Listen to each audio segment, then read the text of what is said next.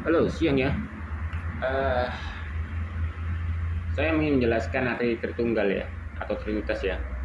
Sebelumnya, ya maklum ya, karena aku juga masih belajar ya. Setelah kuselidiki itu Yahweh itu ya, eh, menurut sejarah itu ya, dia adalah dewa ya, ya. Makanya waktu itu saya kan mualaf ya. Jadi waktu dulu saya mengerti tentang Yahweh itu ya. Waktu saya sebelum mualaf itu kan nggak nggak mendalami lagi ya. Jadi ini kan saya kan baru murtad ya, ya murtad ya. Nah jadi saya pelajari ya. Memang Yahweh itu adalah dewa ya.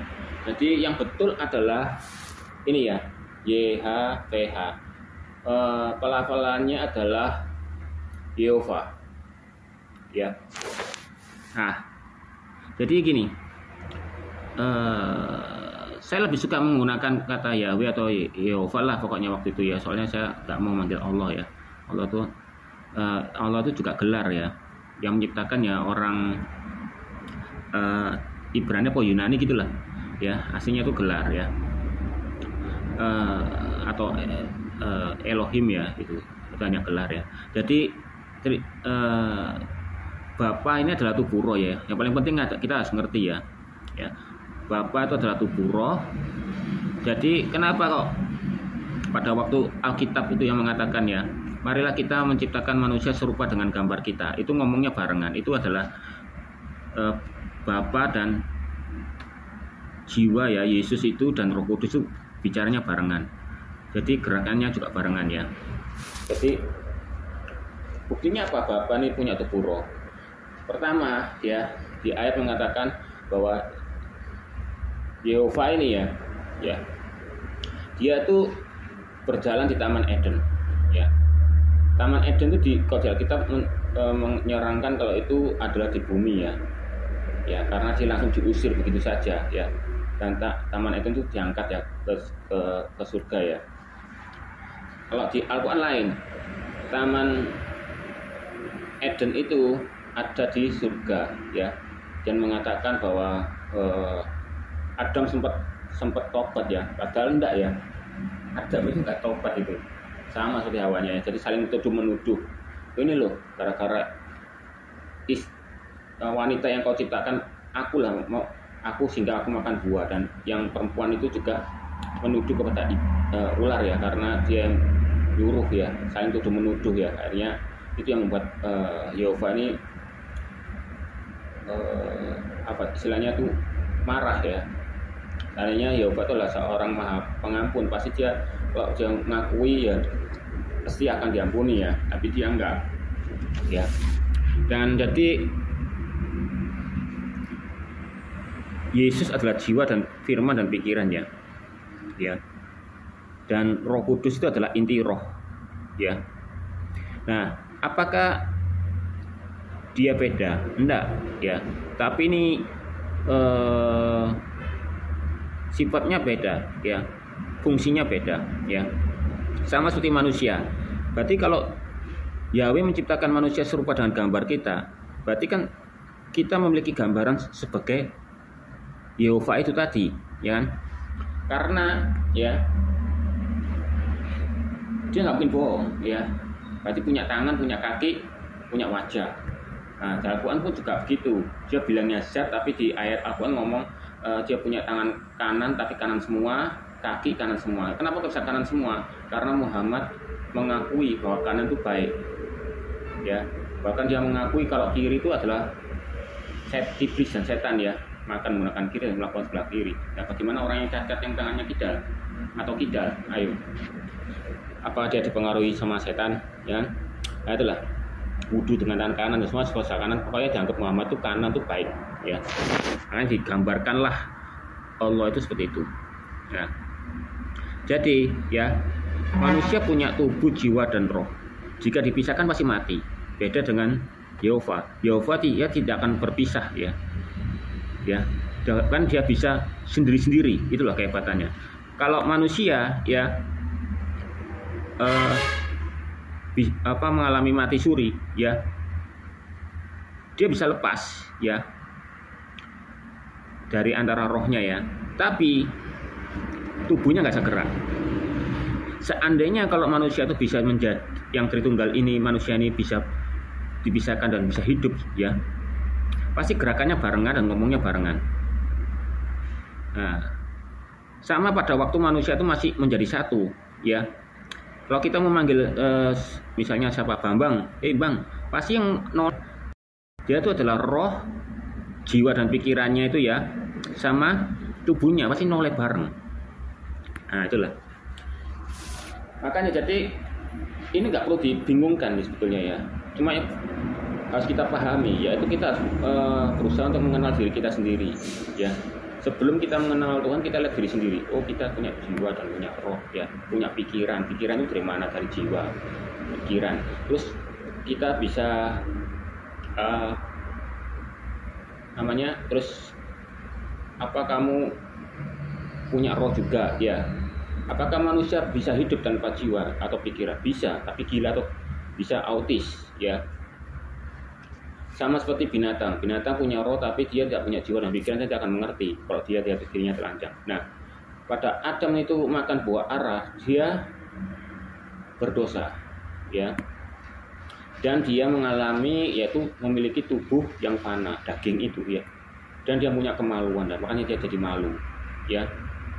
Nah, seandainya kalau Adam nggak jatuh dalam dosa, aku yakin menurut logikaku sendiri ya, itu tidak ada kawin ya, tidak ada ngesek ya, pasti anak-anaknya akan dibuat secara seperti modelnya Adam dan Hawa itu tadi diciptakan.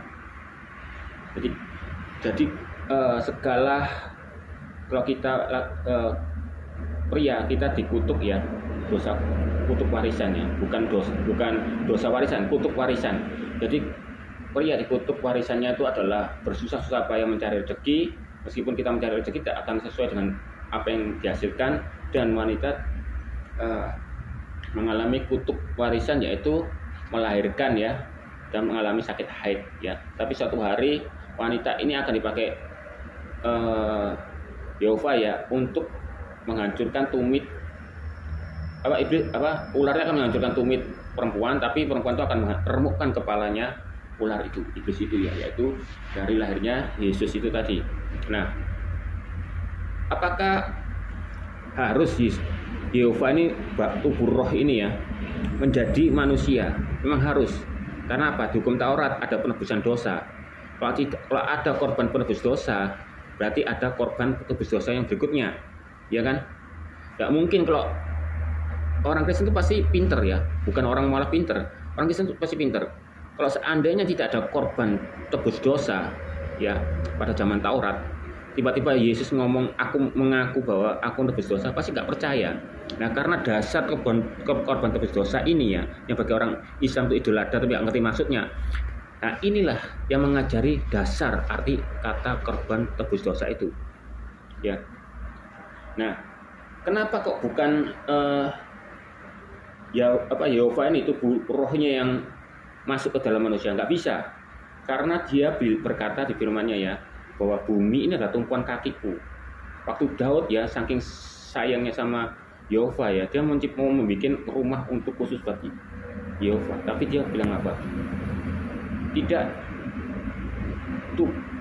kaki ini adalah tumpuan kakiku ya, ya kan? Nah, berarti dia besar, beda dengan Al-Quran. Singgasananya Allah itu di atas laut dan atapnya itu adalah langit. Kalau kita Google Translate, artinya itu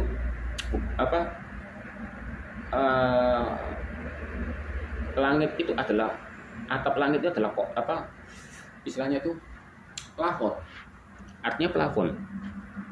Berarti kan Allah itu besar tapi sebatas langit itu, ya kan? Sedangkan di hadits atau Al-Quran mengatakan bahwa singgasananya iblis pun juga di atas laut. Berarti kan tetanggaan sama Allah itu tadi, ya kan? Ya. Dan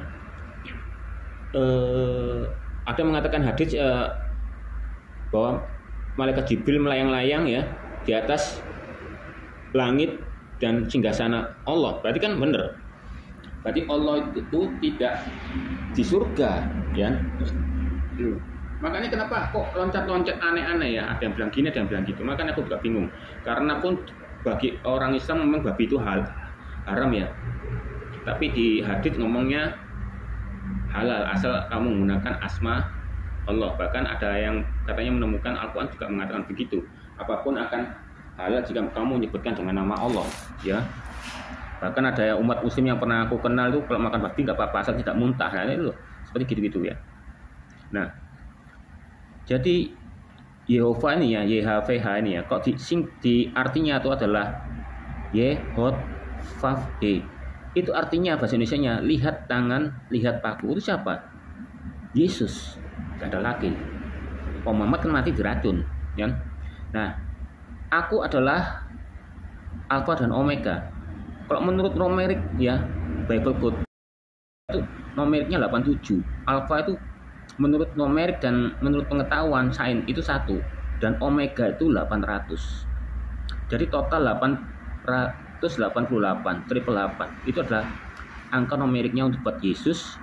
Yehova ini numeriknya adalah 777 dan sedangkan untuk iblis adalah 666. Nah, karena ada penyusup-penyusup inilah di Alkitab ya.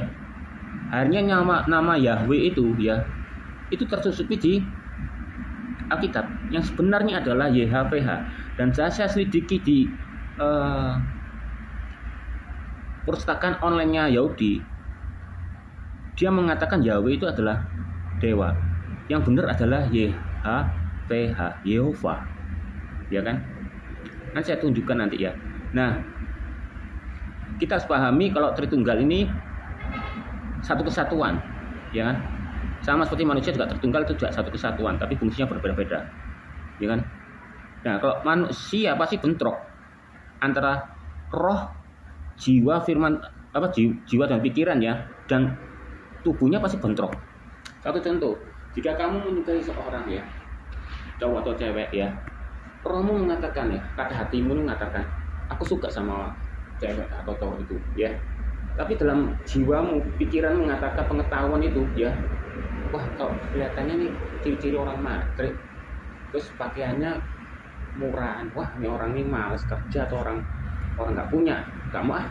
Nah, ada lagi contoh kalau kamu, ya, rohmu, hati mengatakan, ya, aku pengen tobat, tapi jiwa dan pikiran mengatakan, pengetahuan mengatakan, wah masih lama nih kiamatnya, ngapain dulu, apalagi umurku masih muda, ya, masih sekitar 37 lah, masih lama lah.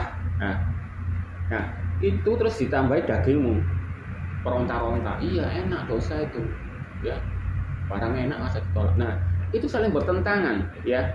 Beda dengan Yahweh. Yahweh itu satu kesatuan, dia nggak akan saling bertentangan, nggak saling menipu dan saling apa, ya. Makanya waktu Yesus berkata ya, di luar aku nggak bisa berbuat apa-apa. Itu siapa? Berarti tubuh rohnya Yehova inilah yang mengatur gerakan dan omongannya Yesus itu. Karena Yesus kan jiwa dan pikirannya dia, ya kan? Makanya waktu Yesus berkata, lebih baik mana? Sembuhlah angkat tilammu daripada kamu mengatakan dosamu diampuni. Dia tuh biar apa? Murid-muridnya dan orang sekitar tuh untuk mikir, gitu loh. Nah, kalau Yesus jiwa dan pikiran firman itu ya berpikir, punya pengetahuan, aku punya tubuh daging di dunia ini. Kalau aku bilang dosamu diampuni, pasti aku dirajam batu dan itu sakit. Gitu. Dan ini nggak mau ngomong itu, tapi Bapak ini ya, Yehova ini ya berkata, aku mengampunimu, nyambung ke Yesus, dosamu diampuni, itu loh. Nah, jadi ibaratnya Yesus itu di dalamnya itu apa? Ada tubuh daging, Roh Kudus, dan Yesus itulah jiwa dan firman-Nya. Nah, tubuh rohnya itu Yehova ini ada di surga, gitu loh. Jadi surga itu nggak kosong, gitu loh. Jadi Yehova ini, Bapa ini tidak ikut tersalibkan. Yang disalibkan itu hanya apa? Jiwa dan pikirannya. Nah, satu contoh, ya, ini ada pengetahuan lah. Itu hebatnya Yehova menciptakan manusia ya. Dia mengatakan jiwa dan firman pikiran itu pasti letaknya di otak. Kata hati itu, roh itu ada di jantung. Jika jantung itu tersakiti, pasti akan lepas tuh pengikatnya itu, rohnya. Kecuali kalau orang gila, yang rusak otaknya mungkin cuma gila, ya mungkin setting atau apa. Tapi kalau roh yang letaknya di jantung ini rusak, mati, dan pengikat roh itu akan terlepas itu. Itu menurut logikaku ya. Nah, jadi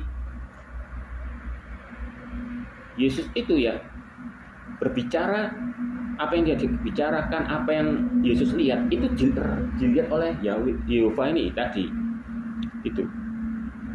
Dan sumber kekuatan itu dari Yesus itu adalah Roh Kudus. Ya.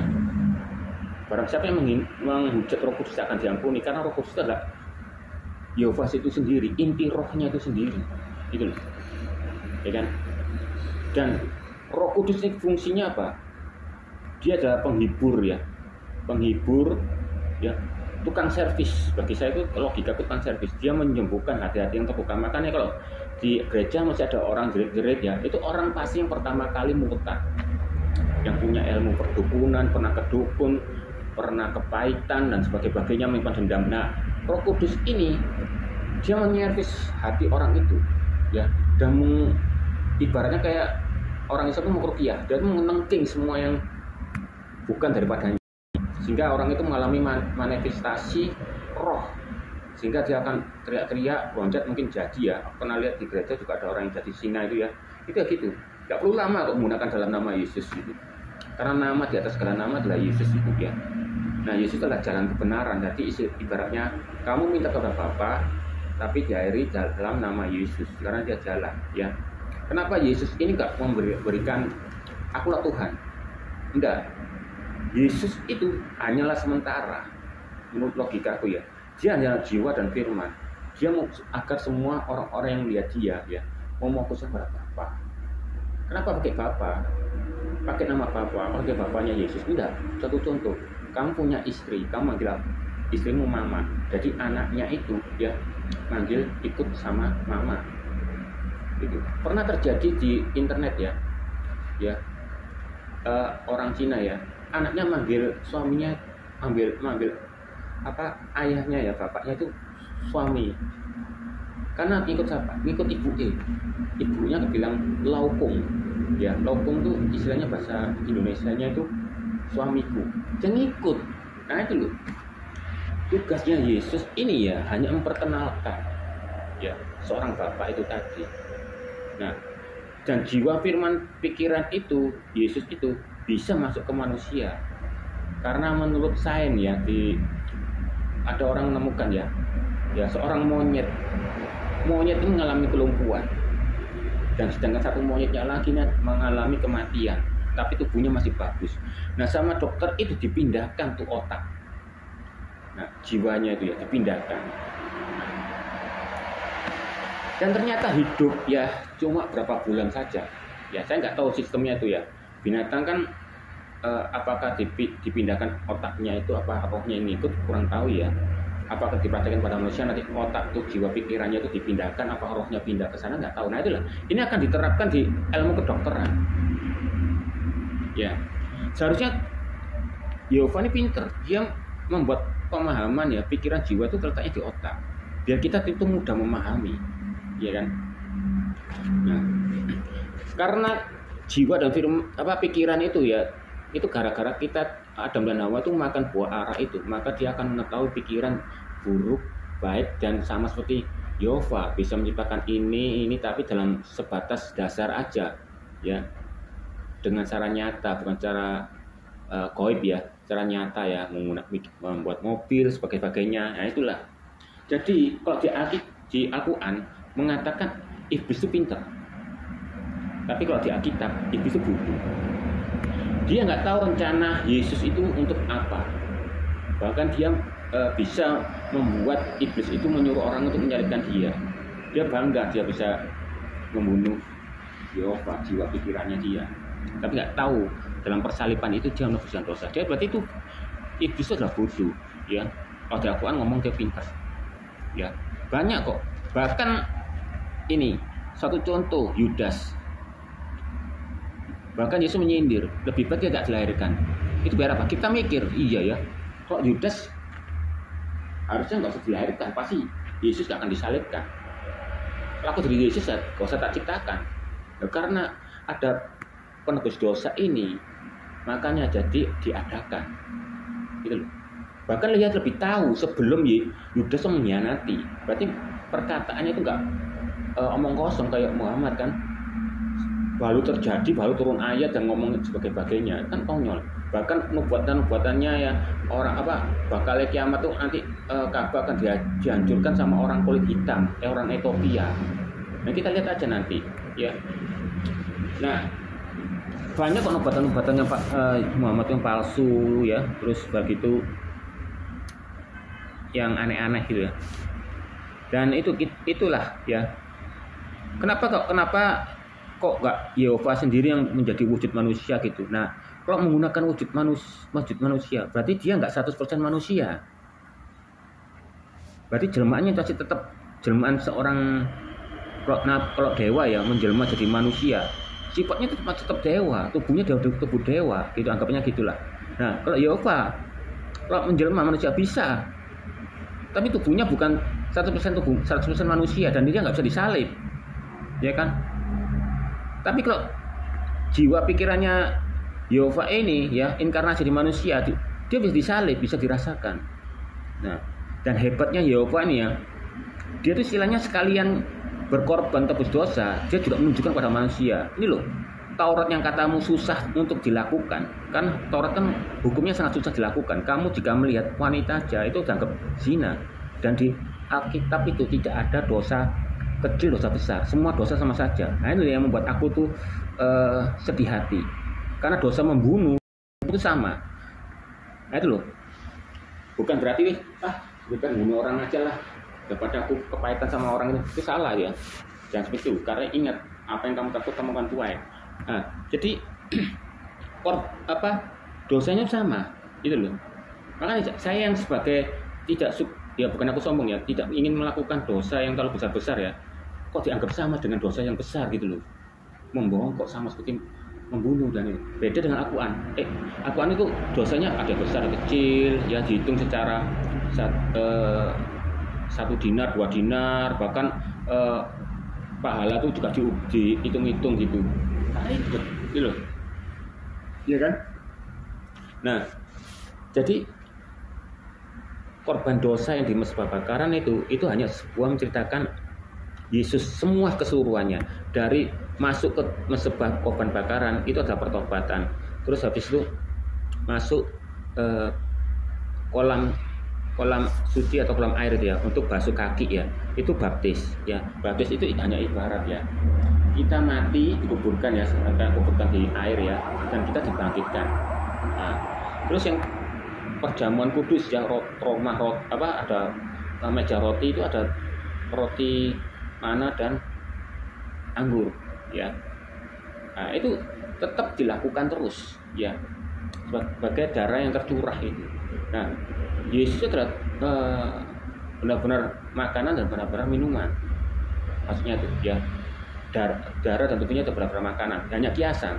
Beda dengan akuan umatnya ya minum ya darahnya Muhammad. Kenapa kok bisa minum? Apakah dia sendiri? Gak mungkin. Itu pasti ada pencetusnya, yaitu Muhammad sendiri. Mungkin dia berkata apa yang ada dalam Nabi itu semua itu berkah. Jadi orang mikir berkah, berarti darahnya juga berkah, semuanya berkah. Bahkan di hadis mengatakan ya, kotorannya Nabi itu nggak perlu ditutup, itu akan bisa menutup sendiri, dan bumi itu akan memakan atau memasukkan tai itu ke dalam bumi itu loh. Anda bisa cari sendiri situ ya. Nah itulah pencetusnya ya. Dan di video saya pernah menceritakan Yesus kok disalib telanjang. Memang harus telanjang, semuanya telanjang kok, biar mudah dipanasi oleh kesakitan matahari dan biar hidrasi. Makanya dia di Mazmur dia memberikan aku anggur asam, dan itu terbukti nubuatannya. Dia memang kasih anggur asam. Anggur asam itu bukan racun. Anggur pasti asam. Semakin lama disimpan, makin lama bertahun-tahun, berpuluh-puluh tahun itu akan jadi racun, akan jadi mahal.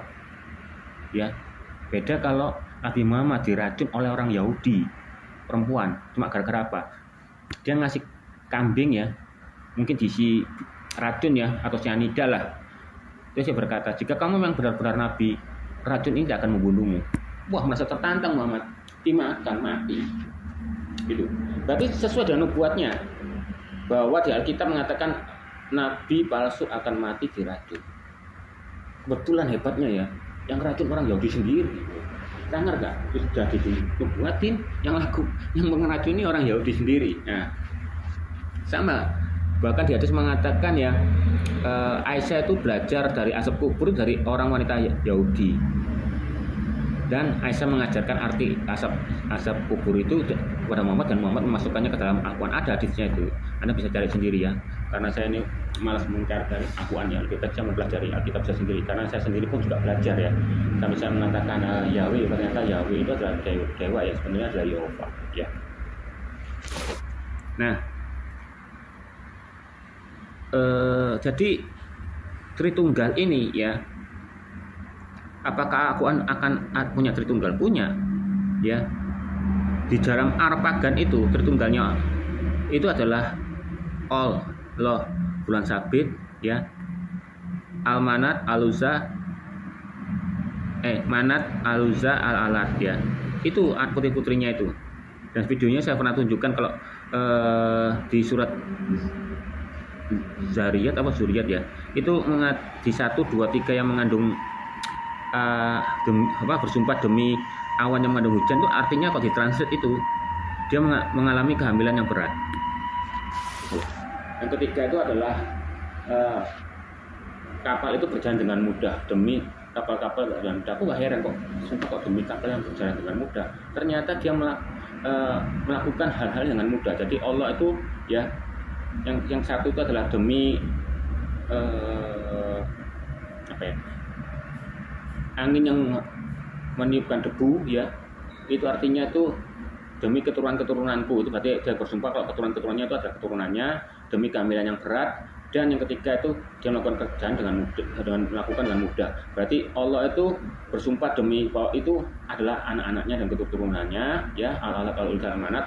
Dan dia bersumpah demi kehamilan yang berat, tapi dia melakukan hal yang mudah, pekerjaan-pekerjaan Allah itu tadi. Kita cek sendiri surat Al-Zariyat. Jangan lihat Sindu ya, Sindu itu Arabnya sudah diganti pakai Quran NU.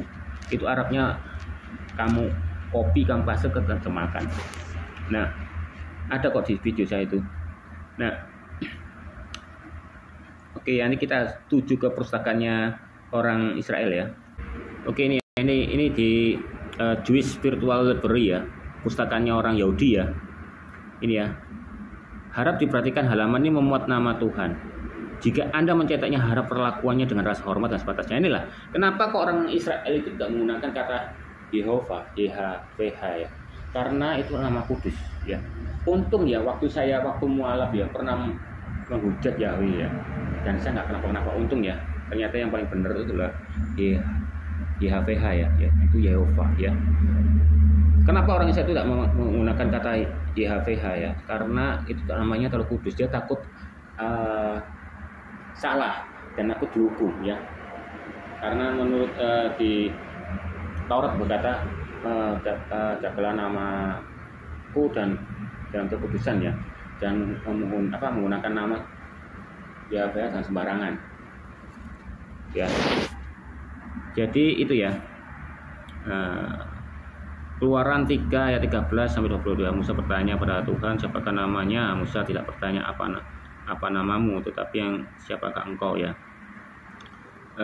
Ini memang apa ya? YHWH ini Yehova ya. Istilahnya itu aku adalah aku ya. Berarti ya aku adalah aku. Kalau menurut logikaku, mungkin ini bukan buah nama ya. Ini aku adalah aku. Berarti namanya mungkin dia aku.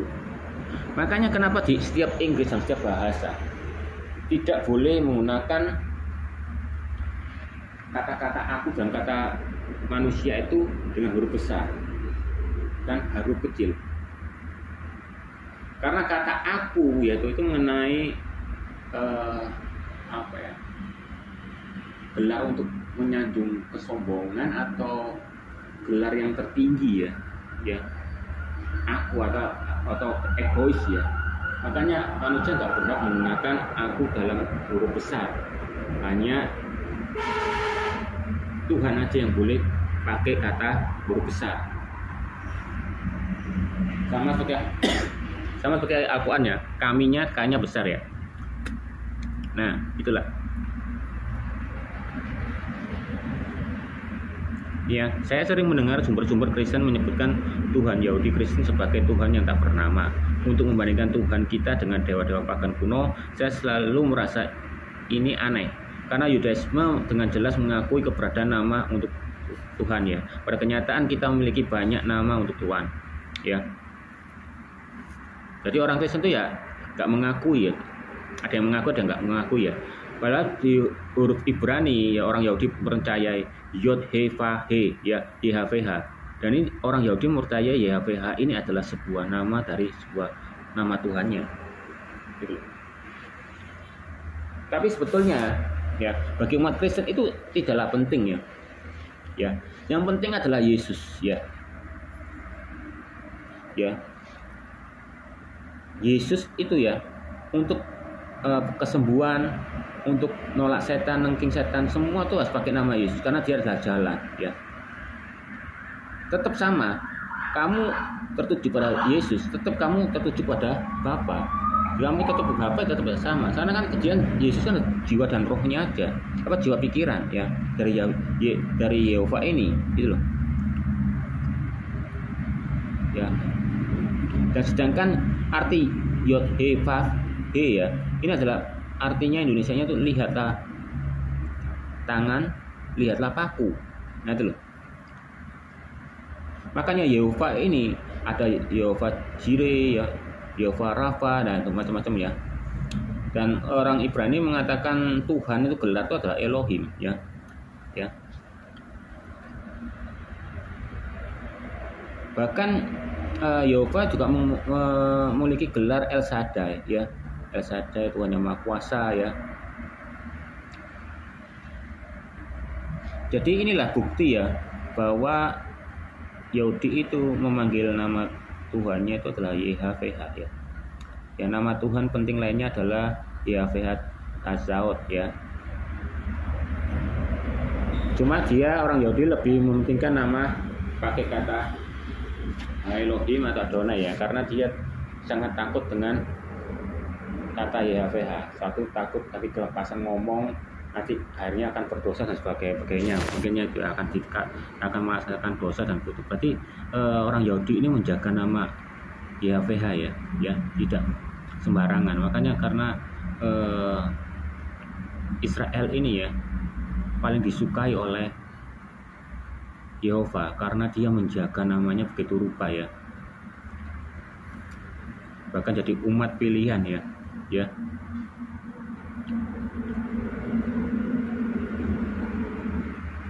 Dan nama Ibrani umumnya adalah mengandung Yah ya. Yahu, haleluya ya. Jika dipisahkan tuh ya bisa jadi Yahu ya. Ya, Adonai atau sekedar nama Hashem Lid Wisna ya, Yehova ya, Adonai. Jadi dan muncullah kata Yehova dan nama itu malaikat Yehuwa. Tapi ucapan ini sangat gak mungkin karena Yehuwa berasal dari kata teks Yahudi kuno ya. Jadi Yehova itu dan nama itu malaikat Yehuwa itu berarti tidak mungkin ya, karena Yehuwa itu berasal dari fakta bahwa teks Yahudi kuno biasanya menempatkan vokal nama Alkitab ke dalam bahasa Latin untuk paus menuliskan nama seperti muncul dalam teks ya. Berarti gini, menurut logikaku ya, Yahweh itu ya itu kayak antara aqua dengan aquase. Jadi negara-negara lain mempergunakan itu ya untuk menamakan dewa-dewanya ya, mungkin ditambah jadi Yahweh, makanya terwujudkan. Yang asli adalah YHVH ya. Betulnya nggak masalah ya, Karena orang-orang dulu itu suka mengkopi-kopi, bahkan Alkitab itu kopi sama Al-Quran, bahkan salah ya, mengatakan Isa itu Maria ini adalah keponakannya Harun atau apalah. Berarti kan Yesus kan keponakannya Harun, padahal jarak antara Harun Musa ya itu sama Yesus jaraknya sangat jauh gitu loh. Itu dapat dari mana? Itu karena dia ngintip ya di Taurat bahwa di situ ada nama Maria. Dipikirnya itu Maria ibu Isa. Ternyata nama Maria itu ada banyak ya. Satu contoh adalah wanita yang berdosa ya, mantan PSK itu ya, yang membasuh kaki Yesus. Nah itu sudah dijelaskan bukan Maria Magdalena, karena Maria itu ada banyak. Maria itu gak salah tak hitung itu ada 6 ya. Maria ibu Yakobus, Maria Magdalena, Maria ibu Yesus, Maria yang tidak dikenal ya, dan Maria yang saudaranya siapa yang itu yang dibangkitkan tuh Lazarus. Banyak ya Maria itu ya. Nah itu yang membuat orang Muslim itu bingung ya. Harusnya tidak bisa bingung ya, kadang-kadang disambung-sambungkan ya itu loh. Karena nama Harun tuh punya keponakan namanya Maria. Waktu itu Maria itu joget-joget di sana ya, itu dipikirnya Maria ibu Yesus, makanya jadi Isa itu adalah keponakannya Harun ya, kan konyol. Tapi menurut sejarah yang saya baca, dia baru disadari, ada yang menegur, yaitu Arab orang Kristen Arab Nasrani itu ngomong, kamu salah, Isa itu Maria itu bukan Maryam ibunya Harun, tapi sudah terlanjur terhafalkan sama orang-orang kabilah-kabilah ya, itu dibiarkan aja. Kok di tambah kacau, karena sebelum ayat-ayatnya pernah dihilangkan, masa mau dihilangkan lagi gitu loh, karena yang sudah terlanjur banyak tersebar kata-kata dan orang-orang banyak hafal kan. Masalah Maria kan orang pasti gampang hafal daripada Al-Quran dan hadis ya. Jadi makanya Al-Quran itulah yang mengalami revisi yang asli Arabnya loh, bukan terjemahannya loh. Indonesia kan terjemahannya ya. Kalau Arabnya itu Al-Quran itu yang diganti, bahkan dihilangkan, dimakan kambing, dimakan tikus ya, ada juga ayat-ayat yang dimakan, dibawa lari sama burung bangau ya. Itulah itu yang membedakan ya. Nanti setelah video ini akan saya jelaskan anti tertunggalnya orang Arab ya dan tertunggalnya orang Islam ya, itu nanti saya beritahukan ya. Oke, sekian dulu, terima kasih.